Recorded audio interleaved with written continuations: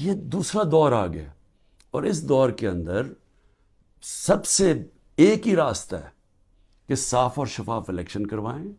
اور اس ملک کے اندر اسٹیبلٹی لے کے آئیں، ایک سیاسی استحکام آئے، اور اس کے بعد پھر معیشت کو ٹھیک کریں اور ملک کے اندر وہ ریفارمز کریں۔ اس ریفارمز کے بغیر پاکستان اس دلدل سے اب نہیں نکل سکتا۔ پاکستان کو سرجری چاہیے۔ اس ملک کو اب ہم وہاں پہنچ گئے ہیں کہ اگر ہم نے اپنے سارا گورننس سسٹم نہ چینج کیا، ہم نے سارا انصاف کا نظام نہ ٹھیک کیا، ہم نے جو ہمارے گورنمنٹ کارپوریشنز ہیں جو جس طرح وہ اس وقت بوجھ بنے ہوئے ہیں، ہم نے جب تک نچلی سطح کے لوگوں کے اوپر اب